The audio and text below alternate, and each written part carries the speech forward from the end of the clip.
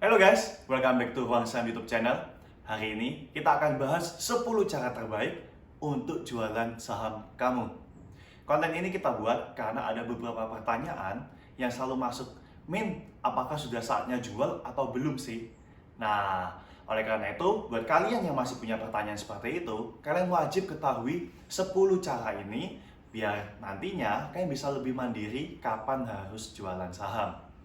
Oke, cara yang pertama yaitu sebelum kalian membeli suatu saham, kalian pasti udah punya yang namanya trading plan. Dan kalian boleh lakukan yang namanya taking profit sesuai dengan target yang ada di trading plan kalian. Ya, itu cara pertama yang kita bisa exit atau kita bisa jualan, kita bisa taking profit sesuai dengan trading plan kalian yang pertama. Kalau kalian nggak mau analisa lagi, kemudian berharap, oh nanti bisa naik lagi nggak ya? Nah, kalian bisa langsung pakai cara sesuai dengan trading plan kalian. Nah, cara yang kedua apa? Cara yang kedua yaitu trailing stop dan cut loss.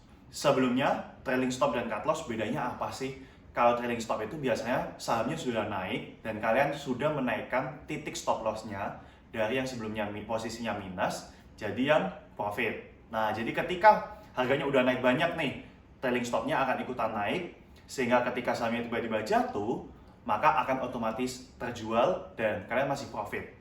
Dan satunya, yaitu cut loss, berarti ketika memang harga sahamnya jatuh sampai ke titik cut loss kalian, akhirnya kalian terpaksa harus menjualnya rugi, daripada menanggung kerugian yang jauh lebih dalam.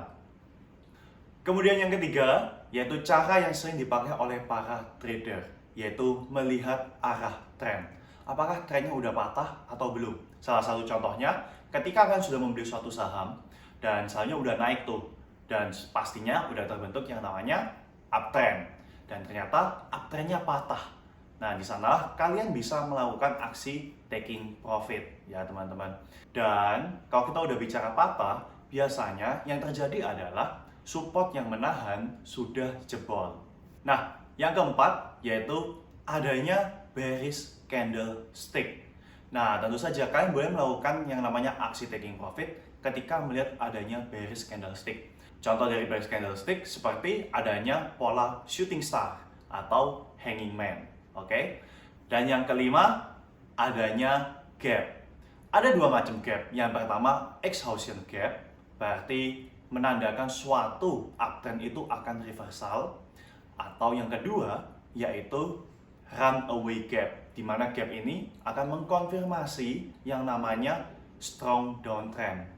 Jadi ketika muncul dua gap tersebut, maka kalian sudah harus siap-siap lepas posisi. Buat kalian yang belum tahu apa aja gap itu, kalian bisa langsung cek video YouTube kita dengan judul 4 tipe gap.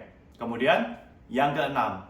Yang keenam adalah kalian boleh lepas posisi semua saham kalian ketika kalian merasa kalian overtrade. Jadi sebagai trader kita nggak harus dipaksakan untuk selalu jual dan beli setiap harinya.